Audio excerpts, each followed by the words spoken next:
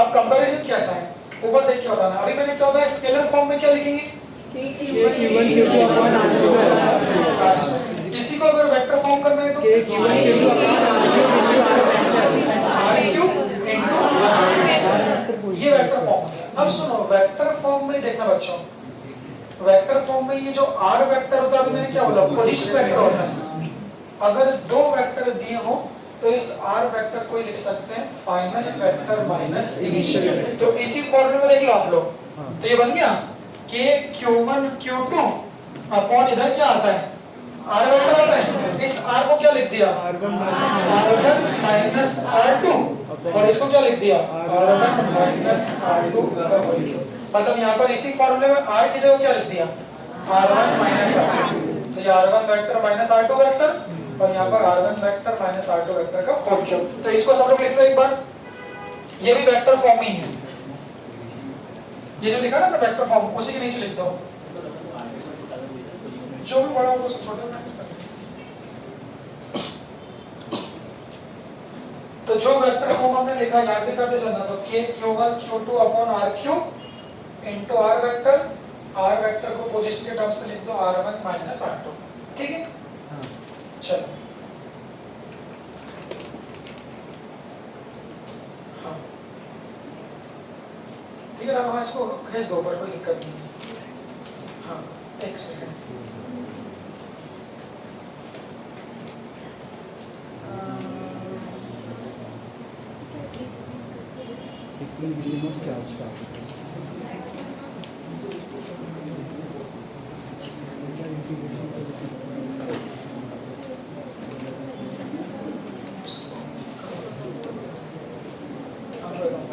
करना ऊपर करो।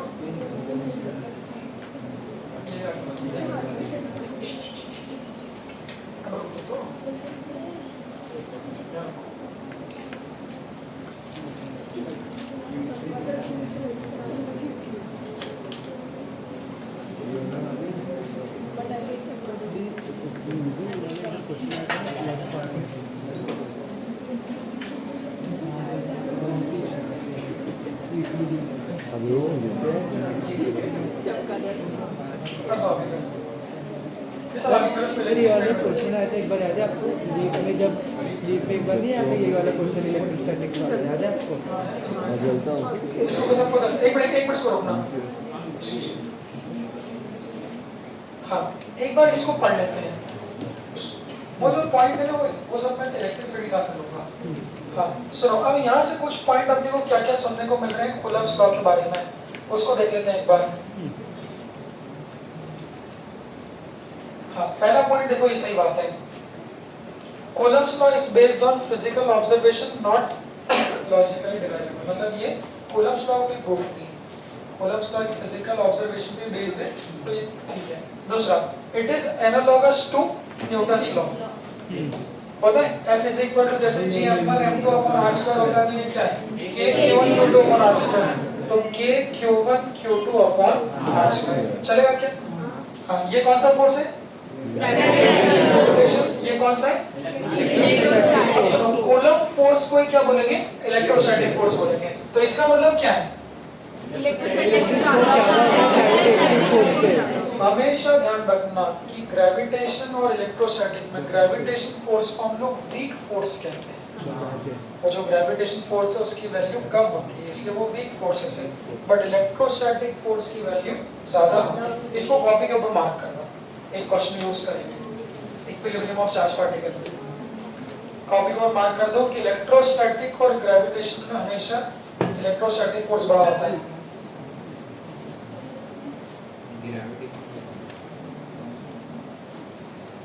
चलेगा क्या? शॉर्ट में ये सब बहुत काम की बात है। इलेक्ट्रोस्टैटिक फोर्स जो है वो ग्रेविटेशन फोर्स से बड़ा होता है। कॉपी को जैसे बनाओ ऐसा बनाओ कि सब पॉइंट दिखना चाहिए, हाईलाइट हो। दूसरा देखो और एक डिफरेंस देखो, पढ़ के बताओ ये सही है क्या? हाँ सही बात है।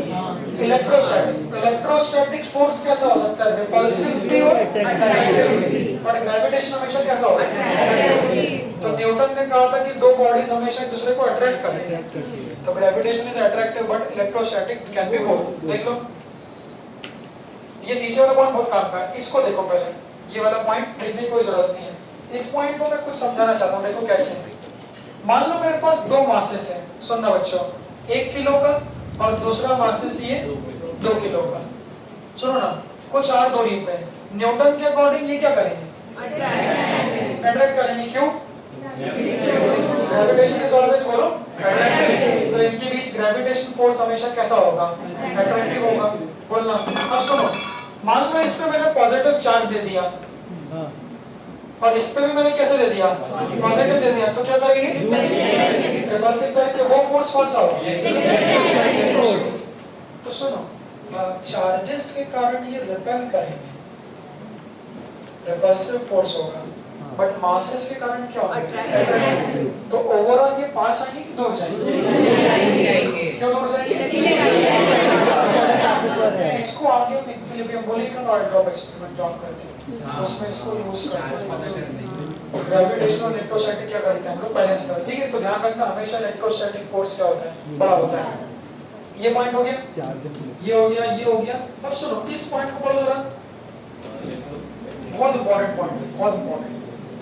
पढ़ो पॉइंट क्या है? Electric force depends on the nature of medium between the charges while the gravitation force does not. इसको लिखो पॉइंट को कॉपी में, इसको लिखो कॉपी में। हाँ, क्या लिखना?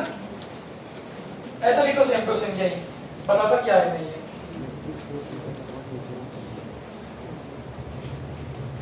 और डाइलेक्ट्रिक कांस्टेंट हो जाएगा। हाँ, इस पॉइंट को लिखना कि इलेक्ट्रिक फोर्स जो है वो दो चार्जेस के बीच क्या मीडियम है उस पर डिपेंडेंट रहता है, but gravitational force is not dependent on medium.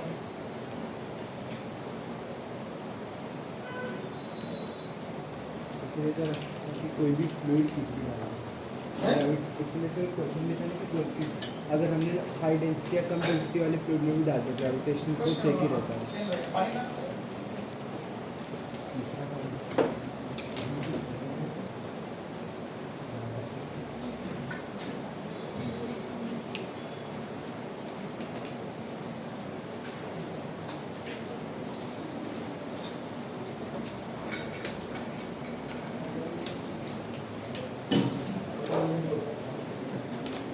हाँ, ठीक है। अब देखो इसका मतलब क्या है, इसमें एक फॉर्मूला मैं अपनी तरफ से और ऐड करूंगा।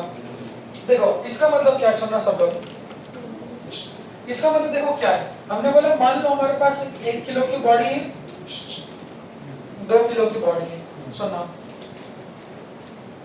न्यूटन के अकॉर्डिंग ये दोनों बॉडी एक दूसरे को क्या करेगी? अट्रैक्ट करेगी। वो फोर्स कौन सा होगा?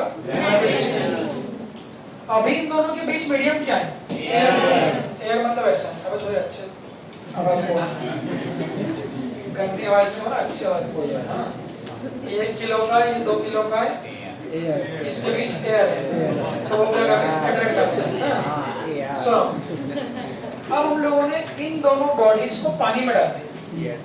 अब इन दोनों बॉडीज को पानी में डाल दिया तो देखो ऐसा है। अब ये 1 किलो और 2 किलो के बीच का जो मीडियम है उसको वाटर कर दिया। जी सर। तो अगर इन दोनों को पानी में भी डाल तो न्यूटन के अकॉर्डिंग जो ग्रेविटेशन होता है कैपिटल G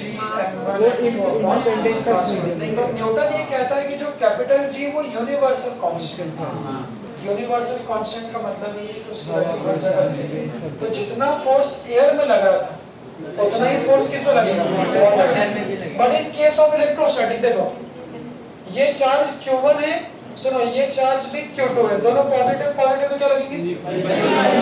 रिपल्सिव। और बीच में मीडियम क्या है? एयर। तो ये इलेक्ट्रोस्टैटिक फोर्स एयर में दोनों रिपेल कर रहे हैं। सुनो, एयर में दोनों रिपेल कर रहे हैं। अब वो बोलेंगे अगर इनके बीच कोई और मीडियम रख दिया जाए, कोई और मीडियम कुछ भी हो सकता है, लोहा रख दो, कोई और मीडियम रख दो, वाटर रख दो, कॉमन मीडियम वाटर है। तो पहले बोलेंगे जैसे इनको वाटर में डुबाया था, अब ये बोलेंगे एयर में दोनों प्लस प्लस थे, एयर में दोनों एक दूसरे को क्या रिपेल कर रहे थे। अब जो दोनों चार्जेस है उनके बीच जो मीडियम है उसको वाटर रख दिया, तो वाटर में भी भाई है तो प्लस प्लस ही, तो करेंगे तो अभी भी क्या रिपेल करेंगे, अभी भी रिपेल। तो एयर में भी रिपेल कर रहे थे, वाटर में भी रिपेल कर रहे थे, बट दोनों जगह जो रिपल्सिव फोर्स है उसकी वैल्यू चेंज हो जाएगी। तो ध्यान रखना आप लोग, तो वाटर में जो फोर्स लगेगा वो कुछ और होगा। तो फॉर्मूला ये होता है कि force in medium, water medium होगा ना, इसको लिखो is equal to force in air upon K. इसको लिख लो, के जो है वो उस मीडियम का डायरेक्ट कांस्टेंट, उसके नीचे लिख लो ये फॉर्मूला लिख लेना। एक क्वेश्चन इसमें मिल जाएगा सीधा सीधा।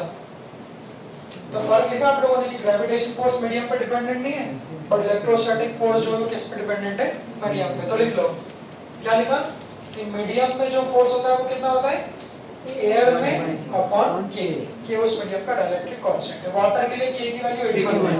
हां मिल्क के लिए 13, इसके लिए दूध के लिए इसलिए है ना, सरफेस पे मुझे 13 क्या पता कौन दे रहा, बाकी 13 दूध ज्यादा अपना आई डोंट थिंक कि 13 होती होगी। हां 13 या फिर 30 दूध में निकालते ही नहीं, वो चूते और रख दूध में रखे। आगे होगा फिर अब केमिस्ट्री में थोड़ा सा आवश्यकता ही आविष्कार की जर्नी है।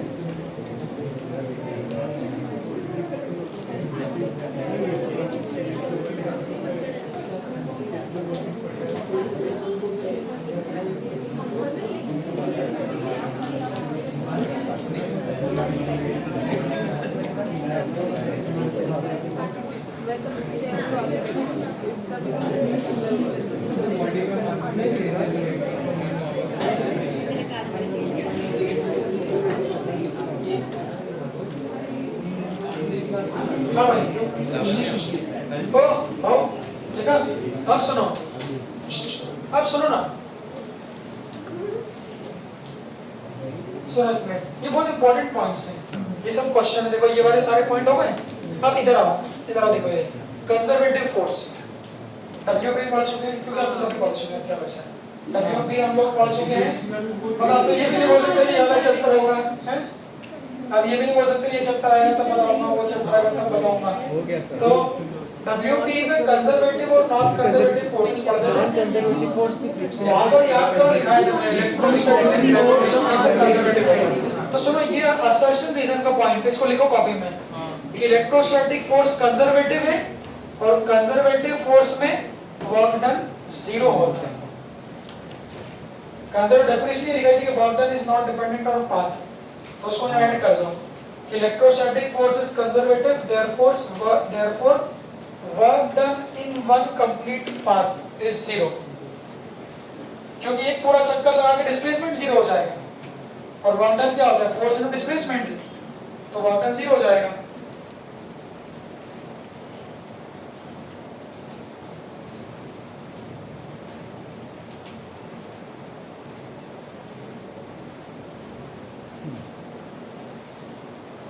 उसको स्टार मार्क करके लिख देना असर्शन रीजन पॉइंट।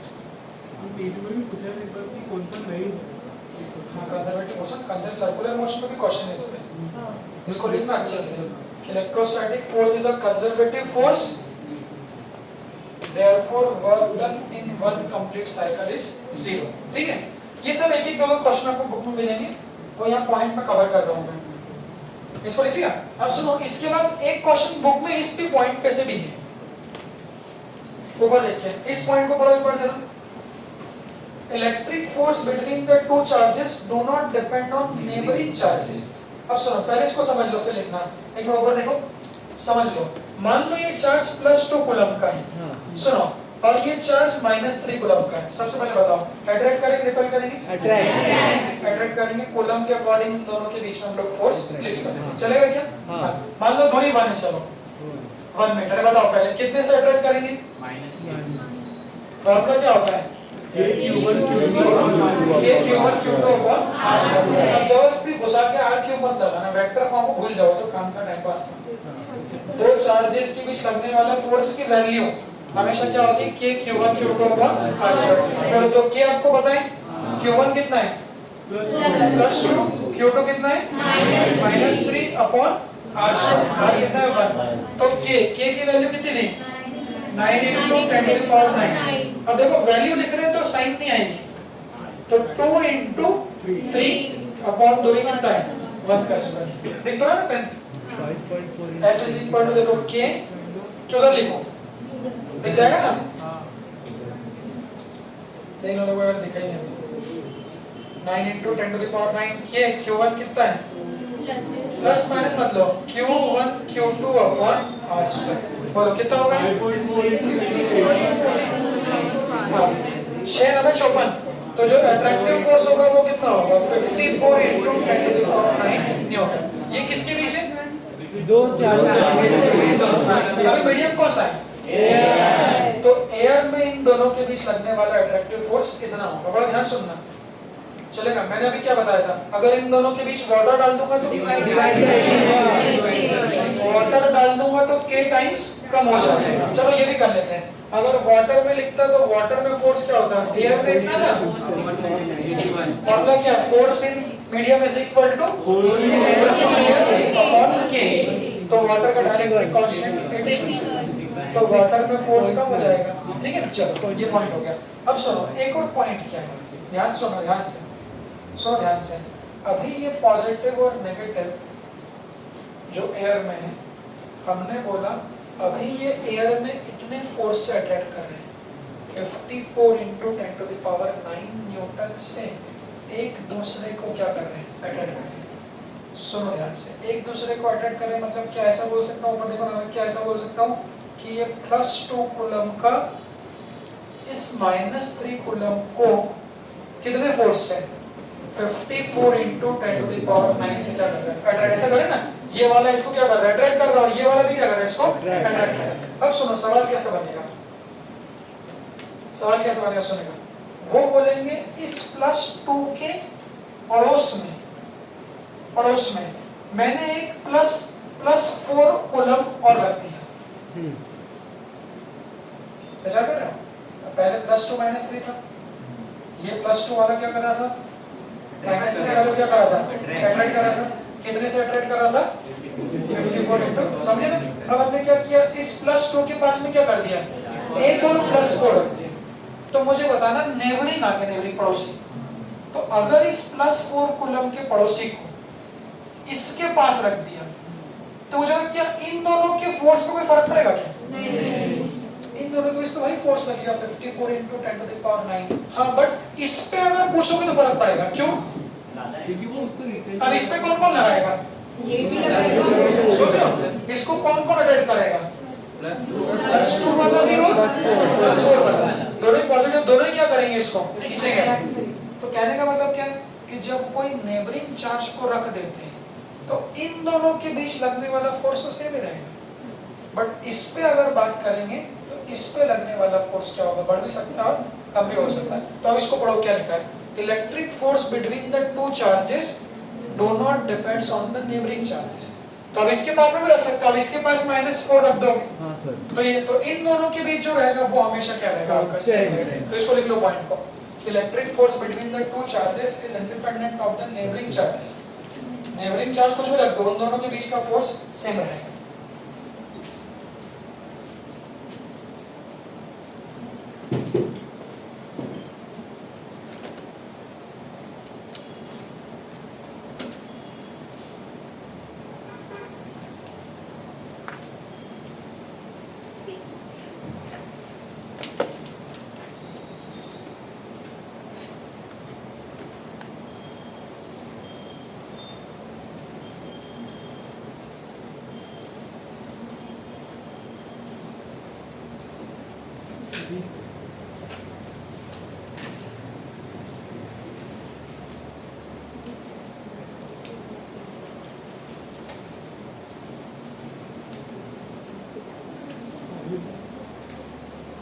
ठीक है हाँ जी सर चलो आगे बढ़ा रहे हैं चलो पॉइंट लिखेंगे आगे बढ़ो एक मिनट हाँ ये दिखा दिया मैंने वगैरह कौन के ठीक है आगे बढ़ो कर दो क्वेश्चन बाद में करेंगे जी सर कर दो आगे क्वेश्चन बाद में करेंगे ये रुको इसको इलेक्ट्रिक फील्ड डालो हेडिंग मेन चैप्टर ये है हमारा इलेक्ट्रिक फील्ड जैसे मैग्नेटिक फील्ड थी अभी वैसे इलेक्ट्रिक फील्ड थी होगी। इलेक्ट्रिक फील्ड में हिंदी में एक लाइन है ना, हमारी लाइन हिंदी में देखिए। हाँ देखो, बेस को पकड़ के चलना बहुत। इलेक्ट्रोस्टैटिक कोई टफ चैप्टर नहीं है, टफ मतलब है बट जेई हमारे लिए कोई टफ पॉइंट नहीं। थोड़ा सा एक प्रॉब्लम बस, जैसे मैग्नेटिज्म है, नंबर ऑफ फॉर्मूले जाने हैं। जैसे हम मैग्नेटिक फील्ड के याद करे थे, वैसे यहाँ पर इलेक्ट्रिक फील्ड के याद करना पड़ेगा, बट कुछ कॉमन भी हो गए। इलेक्ट्रिक फील्ड क्या होती है और उसका कंपैरिजन मैग्नेटिक फील्ड के साथ कैसा है, पहले समझो फिर लिखते हैं। जैसे मैग्नेटिक फील्ड क्या थी उसको देखते हैं। देखो हमने क्या बोला था, इसके करंट क्या होगी, करंट की क्यों भाई बाकी बात सुनो। हाँ मैग्नेटिक फील्ड क्या था, हर करंट क्या है वायर के आसपास क्या है, मैग्नेटिक हो ना, कहीं पर भी करंट है तो आसपास क्या होगी, मैग्नेटिक फील्ड। स्ट्रेट वायर का फार्मूला क्या था, सीक्वेंस बढ़ाओ। फिर स्ट्रेट वायर के आसपास मैग्नेटिक फील्ड ये सब किया था। सर्कुलर आर्क के आसपास magnetic field mu not I upon theta. Solenoid के आसपास, टोरॉइड के आसपास, हॉलो वायर के आसपास, सॉलिड के। वो कॉन्सेप्ट क्या था कि करंट के कारण आसपास मैग्नेटिक फील्ड बनती है, दैट इज द कॉन्सेप्ट। तो यहाँ इलेक्ट्रिक फील्ड का मतलब भी ऐसे होता है। सो एक बात कसम खा लो, चार्ज, कोई भी चार्ज हो, चाहे पॉजिटिव हो चाहे नेगेटिव, अगर चार्ज है तो उसके आसपास हमेशा क्या होगी, इलेक्ट्रिक फील्ड। ऐसा क्यों, एक बार सुनना ध्यान से, मेन बात है। ऐसा क्यों, मान लो ये चार्ज पॉजिटिव चार्ज, अगर इस पॉजिटिव चार्ज के पास में, अगर इस पॉजिटिव चार्ज के पास में दूसरे पॉजिटिव चार्ज को लाऊंगा तो क्या होगा, मानते हो, ये पॉजिटिव है, इसके पास अगर दूसरे पॉजिटिव को लाऊंगा तो वो क्या कर देगा, रिपेल कर देगा। और इसके पास अगर दूसरे नेगेटिव को लाऊंगा तो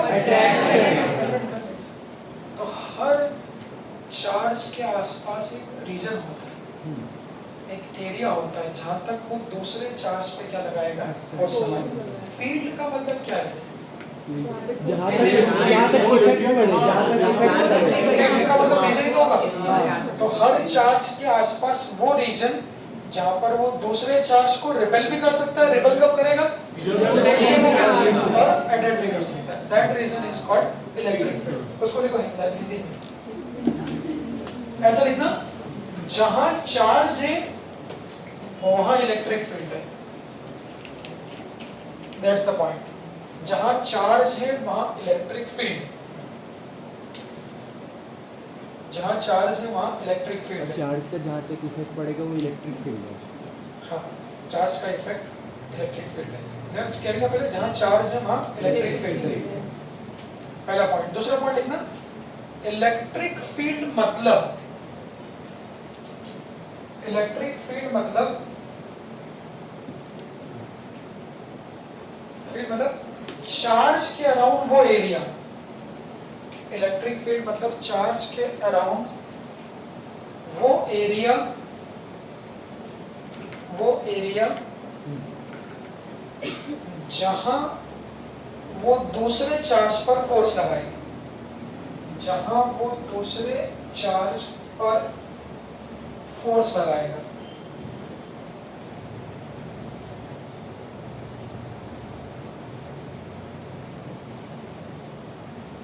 जहां वो दूसरे चार्ज पर फोर्स लगाएगा।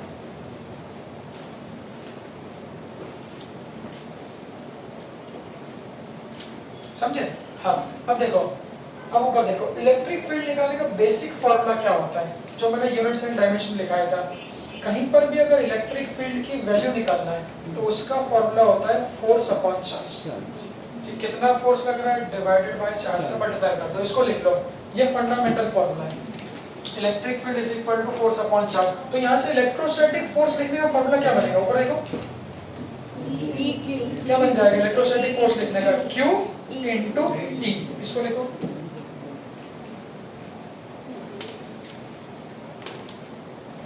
तो इलेक्ट्रिक फील्ड निकालने का फॉर्मूला लिखना फोर्स डिवाइडेड बाय चार्ज।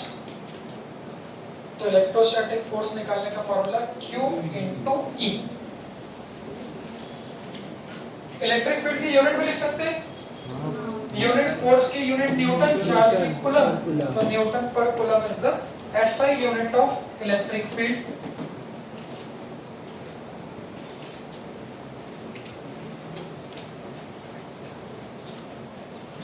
ठीक है?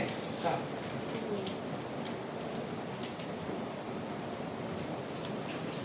ठीक है, चलो अब एक बहुत अच्छी बात बताता हूँ, ये लिखा सभी ने, छोटी सी बात है जरा सी। अब देखो इसका जो शुरुआत है वो बहुत मेन है, कल छुट्टी मत मारना, कल जो फील्ड के फॉर्मूले बताऊंगा, फील्ड का बेसिक है, उसमें छुट्टी जरा सी भी मत मारना, तो पूरा चैप्टर बाउंस कर जाएगा, पोटेंशियल सब बाउंस कर जाएगा, क्योंकि वो सब इलेक्ट्रिक फील्ड पे डिपेंडेंट है और इलेक्ट्रोस्टैटिक की ये भी एक खास बात, छुट्टी मत मारना, पूरा चैप्टर कोरिलेटेड है, पूरा आखिरी तक कैपेसिटर। अगर कोई सी फील्ड मिस हुई तो सारे पोटेंशियल मिस हो जाएंगे, क्योंकि वो सब फील्ड से बने।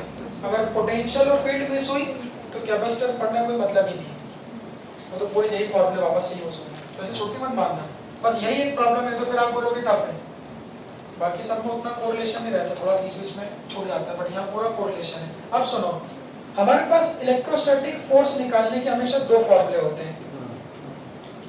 सुनना, कॉमन मिस्टेक देखो, पब्लिक को क्या नहीं पता, किसी से आप पूछोगे इलेक्ट्रोस्टैटिक फोर्स का फॉर्मूला बताओ या इलेक्ट्रिक फोर्स का फॉर्मूला बताओ, तो उसके पास एक ही जवाब रहता है, वो बोलेगा कि इलेक्ट्रोस्टैटिक फोर्स, अच्छा कूलम्ब्स लॉ लगा दो, K(Q1Q2)/r²। बात उसकी भी सही है भाई, कूलम्ब्स लॉ ने तो हमको बताया कि इलेक्ट्रोस्टैटिक फोर्स कितना होता है, अट्रैक्टिव रिपल्सिव कितना होता है, पर विचार करो, मैंने क्या बोला, कूलम्ब्स लॉ की हमेशा लिमिटेशन है, जो मैंने बोला था K(Q1Q2)/r², इससे फोर्स तो मिल जाएगा, बट ये लगेगा सिर्फ किस पे, पॉइंट चार्ज। दिमाग घुमा दो, क्या बोला, कूलम्ब्स लॉ हमेशा किस पे लगेगा, पॉइंट चार्ज पे, बट हमारे पास सिलेबस में पॉइंट चार्ज ही हो ऐसा जरूरी नहीं, तो ऐसा बोलना। अब ये बात भी देखिए बुक में, देखो कि इलेक्ट्रोस्टैटिक फोर्स लिखने के दो तरीके होते हैं, तो अगर पॉइंट चार्ज है तो K(Q1Q2)/r², तो ये वाला यूज कर लेंगे कब, पॉइंट चार्ज। बट इसके अलावा अगर कहीं भी इलेक्ट्रोस्टैटिक फोर्स लिखना है तो वो ऐसे लिखा था, इलेक्ट्रोस्टैटिक फोर्स बराबर चार्ज इनटू कितना, इलेक्ट्रिक फील्ड। इसको लिखो कॉपी, हमेशा आदत डाल लेना, दोनों को हाथ में रखो, इलेक्ट्रोस्टैटिक फोर्स लिखना है QE, अगर पॉइंट चार्ज नहीं है, अगर पॉइंट चार्ज है तो K(Q1Q2)/r²। तो अगर इलेक्ट्रिक फील्ड की वैल्यू पता है तो चार्ज मल्टीप्लाई कर दोगे, उससे भी क्या मिल जाएगा, इलेक्ट्रोस्टैटिक फोर्स मिल जाएगा। ठीक है, देखना इसको,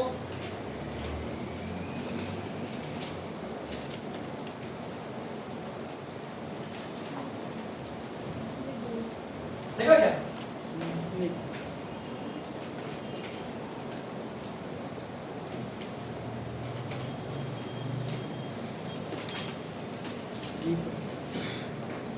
अब चूंकि इलेक्ट्रिक फील्ड भी कैसी क्वांटिटी, वेक्टर क्वांटिटी, तो इलेक्ट्रिक फील्ड की डायरेक्शन लिखते हैं, हाँ ऐसा लिखना, direction of electric field, direction of electric field, थोड़ा ऊपर कर रहा हूं, डायरेक्शन ऑफ इलेक्ट्रिक फील्ड, हाँ बस बोल रहा हूं, डायरेक्शन ऑफ इलेक्ट्रिक फील्ड।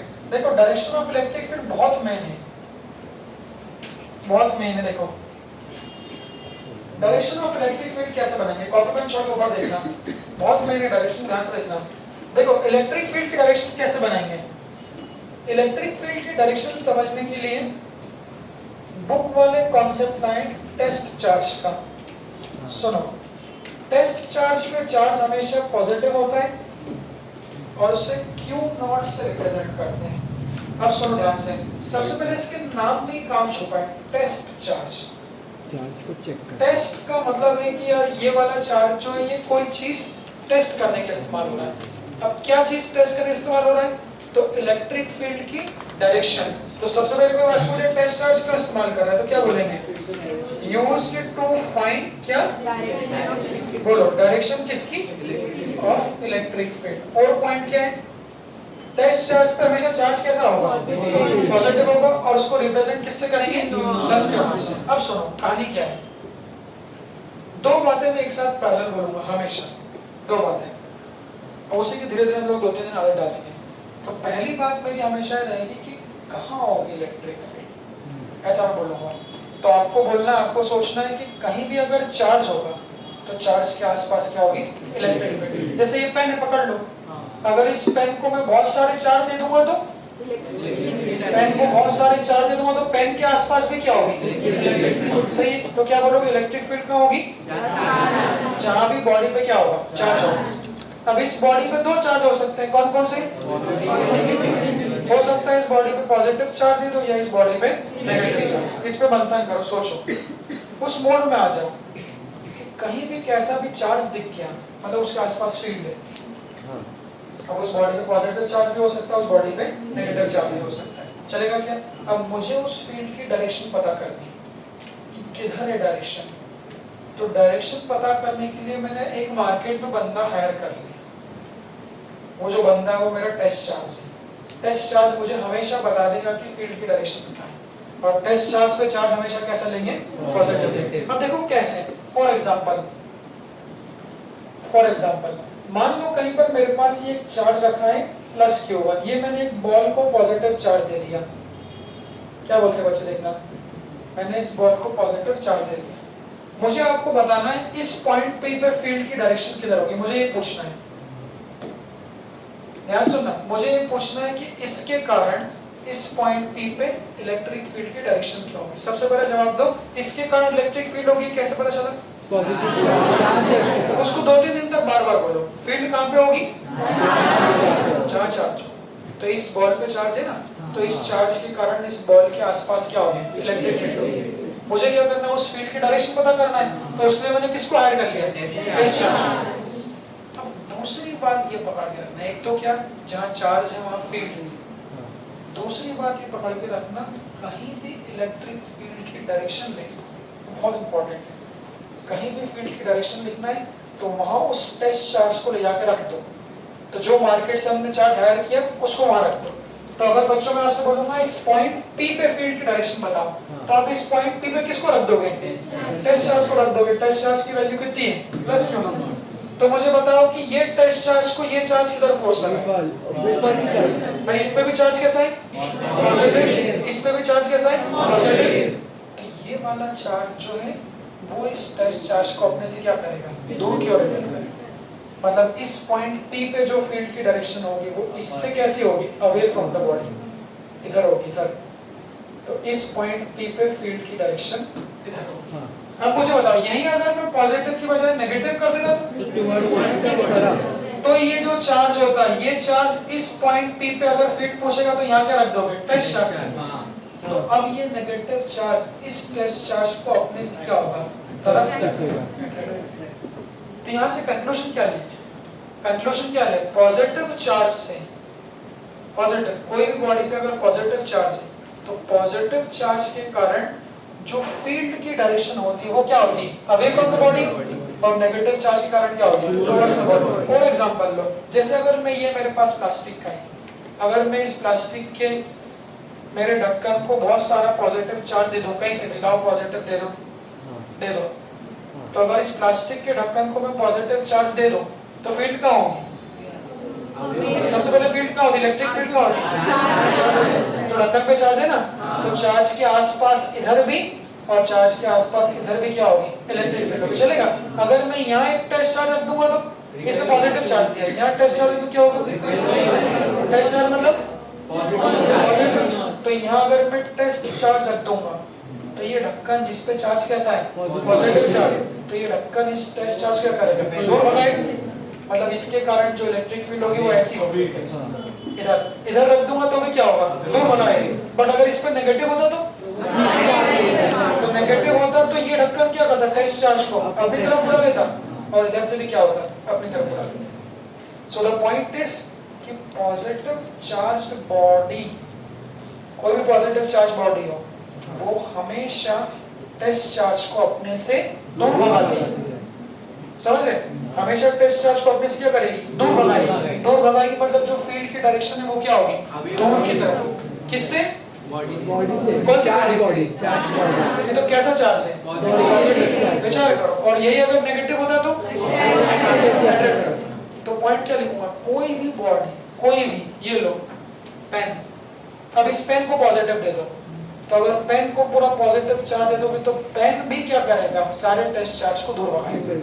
और नेगेटिव दे दोगे तो एट्रैक्ट करेगा। ये बहुत इंपॉर्टेंट है। दो बात हो गई मेरे पास में, तो जहां चार्ज है वहां फील्ड है, जहां खुदा है वहां खुदा है।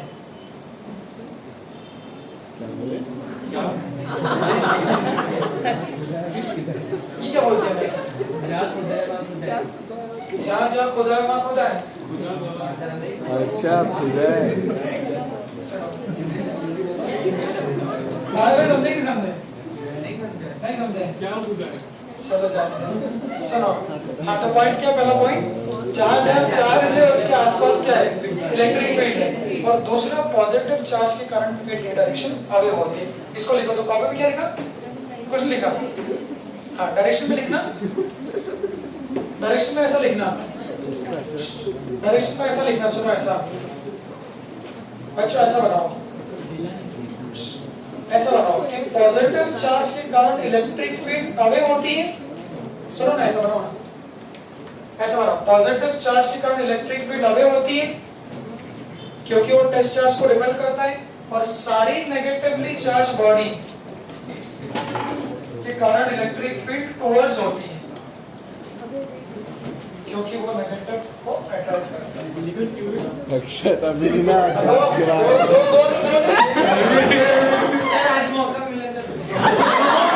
आज चाहिए भाई को आज भाई को ना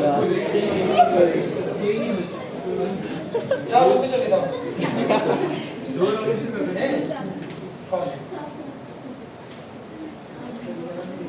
देखो ना भाई ने जो उसे बात बोली थी वो 5 लोग भागा कुछ अजीब बात बोली थी इसने क्या बिल्कुल बढ़िया था अच्छा क्या बोला यार क्यों बिल्कुल बढ़िया था कोई बात और बात सबको हंसा 2-3 दिन तक हंसा पता है पर जब अकेला सोच को हंसी आने लगी वो बात अब एक ही बात पानी नहीं है पानी लेके चलो ना साथ में संतरे की कोई बोले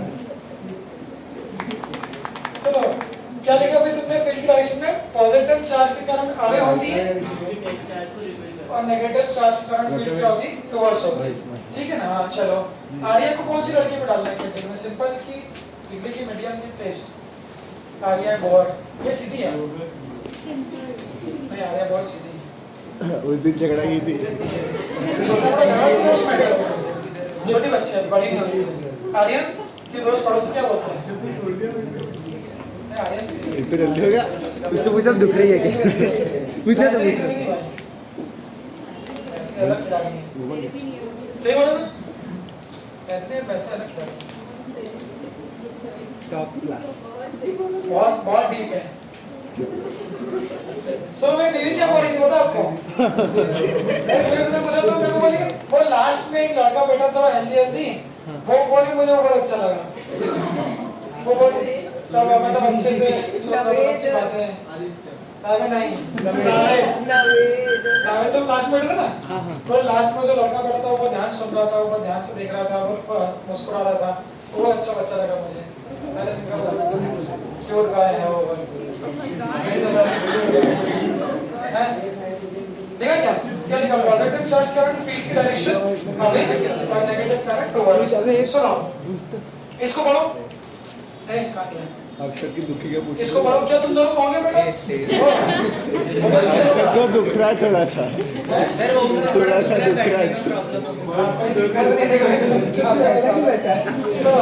सेकंड वाला पॉइंट पढ़ो क्या है सेकंड वाला पॉइंट पढ़ो क्या है electric field due to positive charges is always away सुनो ना हाँ दिखा हो गया ना देखो तीसरा पॉइंट देखो यूनिट क्या थी न्यूटन कैसे बनी थी डायमेंशन फॉर्मूला पहले पढ़ लिया था F = Q ये सब हो गया ठीक जानते हो अब और करो दिखा फोटो दिखा सकते फोटो दिखा कुछ कर ये करो हाँ सर एक फोटो दिखाना चाह रहा साइड आपको बड़ा देख लेंगे कोई दिक्कत नहीं है फिर मैं भी दिखाऊंगा वो भी देखना पड़ेगा कुछ तो बताओ सब एक क्या खराबी छोटा क्या व्हाट्सएप पे भेज देना सर हाँ व्हाट्सएप पे भेज दो ना नहीं नहीं फोन तो कई कारण में हमने चेक कर लिया फोन तुम भी इसका भी देखना क्या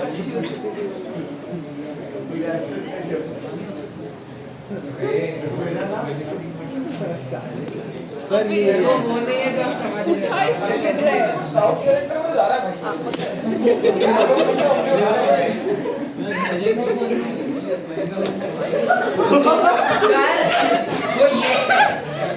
वो ये है भाई होता है इस तरह के मॉडल को किया जाता है। हाँ सर वो एग्जैक्टली वैसे सर मैं इसको ऐसे क्रॉप कर दूं ऐसे बेटर ये बात मैं दोस्त दिखाता हूं सुनो जरा। इसके बाद में हाँ उसमें हेडिंग डालना distribution of charge. Distribution of charge distribution देखो ना मैं को कितना मजा लगा। Distribution of charge. सुनो अब हम चार्ज को बांटेंगे आज। सुनो ऐसा बांटना चार्ज को 3 प्रकार से बांटा जा सकता है।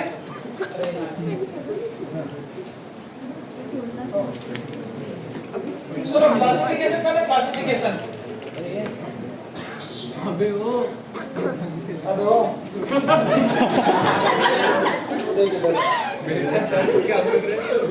पहला पार्टनर अबे के रोची को बाहर क्या निकालोगे।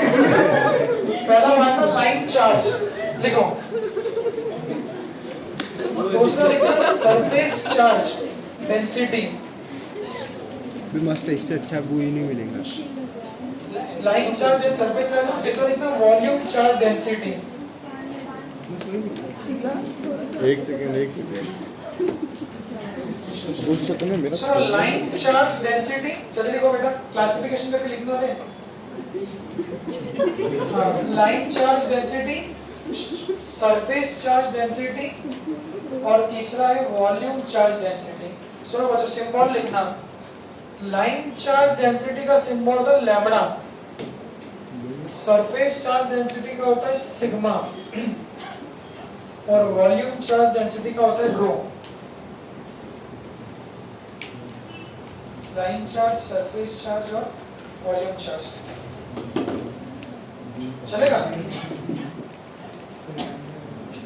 बोलो तो लैम्बडा सिग्मा और रो ये 3 होते हैं। सुनो बहुत अच्छी चीज है, बहुत अच्छी चीज है, ध्यान से देखना चलेगा। अब सुनो लैम्बडा सिग्मा और रो क्या होते हैं, बहुत अच्छी चीज है।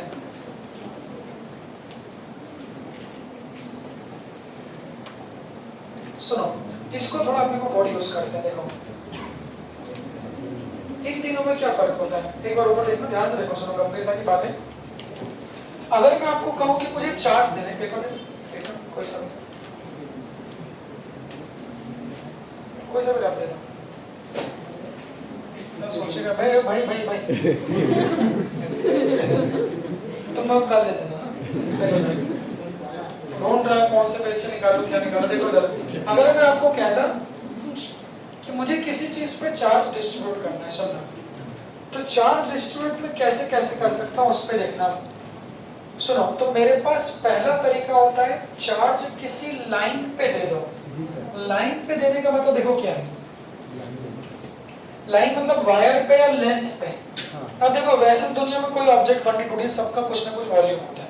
अब आप खुद जाओगे तो आप बोलोगे सर ये वायर भी सिलेंड्रिकल है तो इसका भी कुछ वॉल्यूम है। बट अगर मैं इस वायर की बात करूं तो ये वायर की जो लंबाई है ये इसकी मोटाई की तुलना में कैसी नेग्लेक्टेड है, तो ये वायर को हम लोग क्या बोल देंगे, लाइन बोलते हैं। समझ रहे? तो सुनो ध्यान से, अगर मुझे किसी बॉडी को चार्ज देना है तो किसी बॉडी को चार्ज देने के 3 तरीके हो सकते हैं।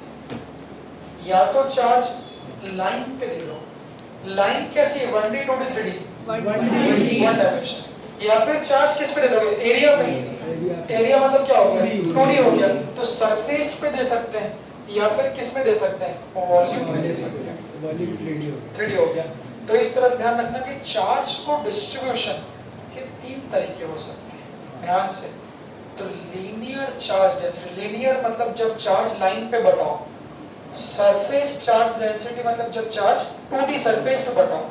और वॉल्यूम चार्ज डेंसिटी मतलब जब चार्ज वॉल्यूम पे बटाओ। तो चार्ज तो बहुत सारे हो सकते हैं, चार्ज कहीं से भी ले आओ। अगर मैं बहुत सारे चार्ज को लाके, सुनो बच्चों, इस वायर पे बांट दूं तो इस वायर के लिए क्या निकालोगे, कौन सा डेंसिटी निकालेंगे इस वायर के हम लोग, लीनियर चार्ज डेंसिटी, जिसका सिंबल कितना है, इलेक्ट्रिक फील्ड का होती है।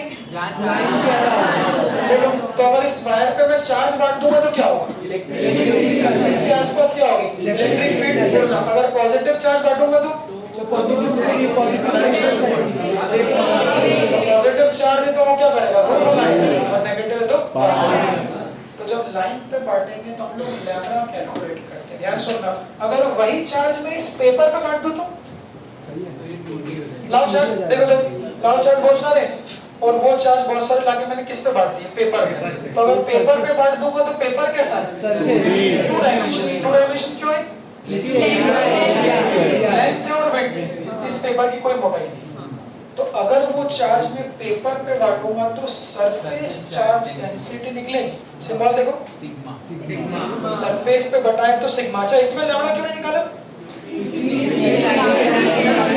लाइन नहीं है, सरफेस है, तो इसका सिग्मा निकलेगा। और वही अगर मैं पूरे वॉल्यूम में बांट दूं, वॉल्यूम मतलब ये है सर, बॉटल ले लो, बॉटल की लंबाई चौड़ाई मोटाई सब है, अगर पूरे वॉल्यूम में बांटूंगा तो क्या निकलेगा। तो तीनों में से अच्छे क्वेश्चन बनते हैं। वो क्वेश्चन कैसे देखना, तो पहले फॉर्मूले देखो, ऐसा लिखना, क्लासिफिकेशन करके लिखना भाई। सुनो तो बच्चों पहले ऐसा लिखो, लैम्बडा लिखा ना आपने, सिग्मा और रो। तो लैम्बडा को ऐसा लिखो, जब चार्ज लाइन पे बटा हो तो लैम्बडा, लैम्बडा का फॉर्मूला होता है चार्ज अपॉन लेंथ। सिंपल सी बात है, जब लेंथ पे बटाए तो चार्ज अपॉन लेंथ। लैम्बडा को डिफरेंशियल फॉर्म में लिखते हैं हम लोग Q by L, या डिफरेंशियल फॉर्म में लिखेंगे dQ by DL। इसको लिखोगे तो लीनियर चार्ज डेंसिटी जो होती है वो होती है dQ by DL या चार्ज अपॉन लेंथ। अच्छा अगर यही चार्ज हमें वायर पे बांट दो तो, एक सर्कुलर वायर पे बांट दो तो फिर लेंथ कितनी हो जाएगी, 2 पाई आर के बराबर। सर्कुलर वायर की लेंथ कितनी हो जाएगी, 2 पाई आर के बराबर। तो इस सर्कुलर वायर का लैम्बडा कैसे लिखोगे, लैम्बडा क्या होता है, Q by L, और L को कितना लिख दोगे, 2 पाई। इसको लिखो, बोलो क्या समझे, कि जब भी चार्ज किस पे बटा होगा, लाइन पे, तो उसका हम लोग क्या निकालेंगे, लैम्बडा निकालेंगे। और लैम्बडा हमेशा क्या होता है, चार्ज अपॉन लेंथ। तो सर्कल है तो चार्ज अपॉन लेंथ कितना हो जाएगा, 2 पाई। यूनिट बोलोगे लैम्बडा की,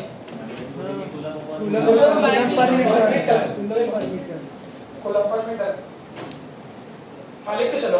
ऐसे बच्चों जब चार्ज कहाँ बटा होगा, सरफेस पे, सरफेस मतलब पेपर, तो पेपर ऐसा बनेगा, देखो ऐसा पेपर ऐसा। तो जब पेपर पे आप चार्ज बांटोगे तो ये पेपर की हम लोग सिग्मा निकालेंगे। ये बहुत बेसिक बात है, आना चाहिए सिग्मा, क्योंकि पेपर पे जो डिस्ट्रीब्यूशन है वो सरफेस चार्ज डेंसिटी। तो बस जैसे इसको लिखा था तो सिग्मा क्या होगा, चार्ज अपॉन एरिया, क्योंकि यहाँ चार्ज एरिया पे बटा है। Formula Q by T, differential form में dQ by dQ by लिख लो। यूनिट कूलम पर मीटर स्क्वायर। अब सुनो, सर्कल के लिए dA की वैल्यू लिखना, dA होता है 2 पाई r dr। हाँ लिखा है पहले बताया था मैंने, EMI आज सर्कल का क्वेश्चन था उसमें। हाँ श्रिंकिंग वाला है, श्रिंकिंग 1 मिलीमीटर पर सेकंड 0.0 5 माइक्रो एम्पियर।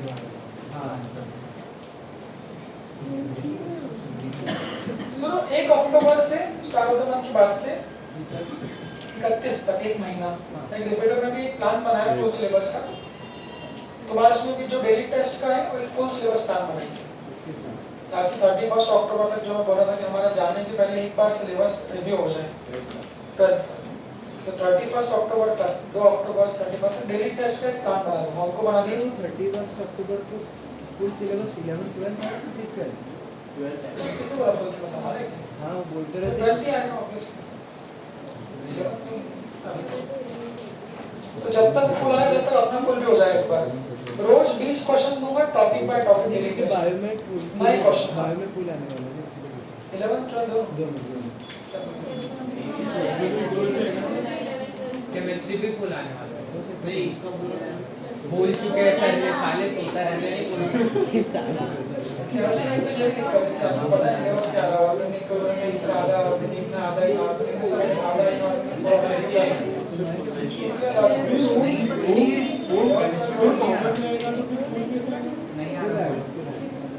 केमिस्ट्री वो बहुत की अवस्था है। डॉक्यूमेंट तो 2 तारीख को है ना। पहले बार मामला क्या था, वो 11 हो गया, हमारा 11 को खत्म हो गया, हो गया।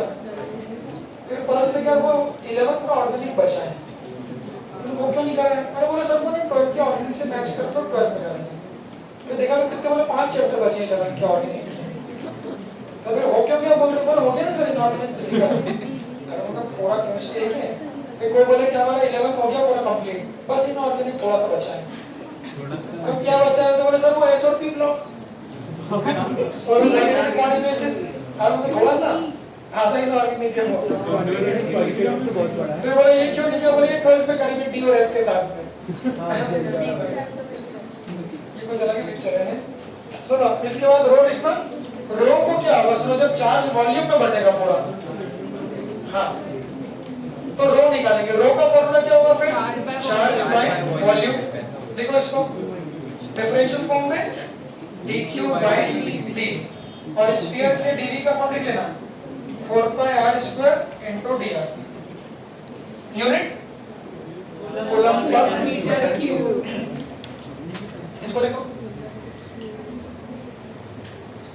तो ये चार्ज डिस्ट्रीब्यूशन चार्ज को हम लोग तीन प्रकार से बांट सकते हैं ऐसे लाइन पे सरफेस पे और वॉल्यूम पे ठीक है सिंबल है लैम्बडा सिग्मा और रो रटने की जरूरत नहीं charge upon length charge upon volume charge upon area ठीक है यूनिट्स पढ़ लेना सुनो ये याद कर लेना दो क्वेश्चन ये बता दी मैंने dA को लिखते हैं 2 pi r dr और dV को लिखते हैं 4 pi r square dV sphere के लिए हाँ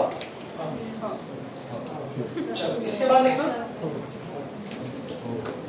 क्लासिफिकेशन में क्लासिफिकेशन की बात करें क्लासिफिकेशन में लिखो हमें कितने प्रकार की इलेक्ट्रिक फील्ड पढ़ना है अगर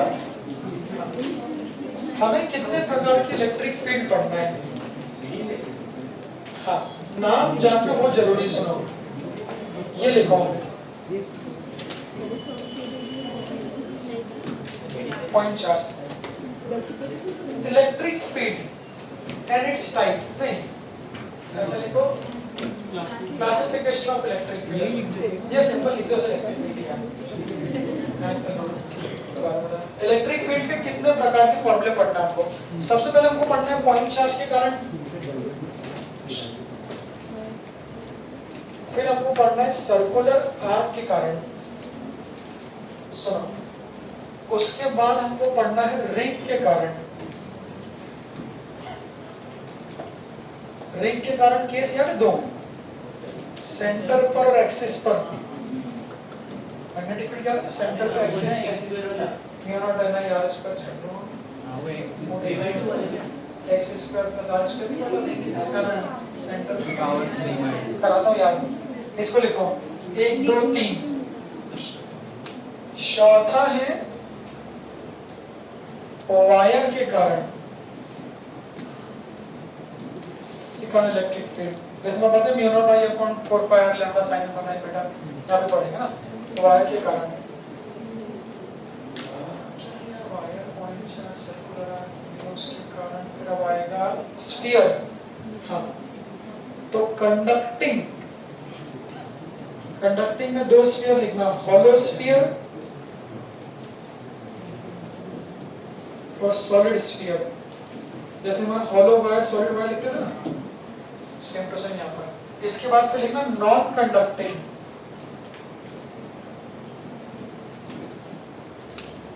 नॉन कंडक्टिंग मतलब क्या होता है इंसुलेटर तो इंसुलेटर के कारण भी वही हॉलो स्फीयर ये आधा चैप्टर है भाई और सॉलिड स्फीयर ये फॉर्मुलेशन याद कर इसके क्वेश्चन का तो आधा चैप्टर तो यही है 40% नहीं आधा ही है हॉलो स्फीयर सॉलिड स्फीयर और लास्ट हमको इलेक्ट्रिक फील्ड पढ़ना है मेटालिक शीट के कारण इसके फॉर्मूले भी दिखा रहे नीचे नहीं फॉर्मूले तो इतनी जल्दी नहीं हो पाएंगे तो बताना पड़ेगा कल का पूरा दिन इस पे जाएगा तो ये सारे ऐसा आने लेकिन सीधा आधा लिखो पूरा एक अपने पास दिमाग में फ्रेम होना चाहिए हम करेंगे क्या इस चैप्टर में तो आधा चैप्टर ही है जहां चार्ज है वहां फील्ड है तो हम इन सबको चार्ज दें बारी बारी और इन सब के कारण फील्ड कैसे निकलती है क्या निकलती है इस पर चर्चा करेंगे यही हमारी मेन बात होगी कल की जहाँ खुदा है जहाँ खुदा है वहाँ खुदा है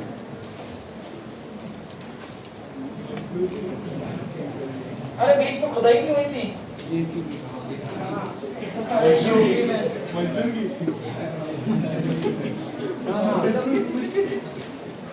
मतलब एक्सकेवेशन वाला। हाँ, तो जहाँ जहाँ भी खुदा है वहाँ वहाँ भी खुदा है। दूसरा खुदा जो है वो भगवान वाला। अरे खुदा हुई थी तो वहाँ कुछ मूर्ति मिली, बीच में नहीं आया था नहीं, खुदा हुई तो वहाँ मूर्ति मिली, तो मतलब यहाँ मूर्ति मिली मतलब यहाँ पहले मंदिर होगा। बीच में नहीं आया था, छोटा था। तो जो सुप्रीम कोर्ट में ले गए थे कि यहाँ खुदा तो यहाँ मूर्ति होगी, कोई पता था? हाँ, बीच में खुदा था, नीचे तो मूर्ति मिली, तो बोले 100-200 साल पहले मंदिर में तो वहाँ ऐसे नींव चलते थे कि अब तो जहाँ खुदेगा, जहाँ खुदा है वहाँ खुदा ही है। पता चले कल तुम्हारे घर में आके खोदती और उन्होंने, अब बोले बाबा को यहाँ मंदिर था नीचे, यहाँ पे खुदा है। वो कहानी है।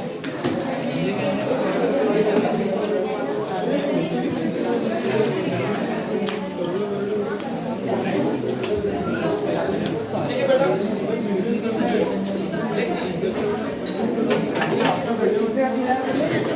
सुनो, अपने एसी का काम करने क्या एलन का मॉड्यूल हो गया सब। अब एक काम और करते बस। सुनो, आज का काम सुनो, एसी की मेडिकल यूनिट है, वो नहीं एसी की मेडिकल भेजी थी तो मेडिकल बात का होने क्या था?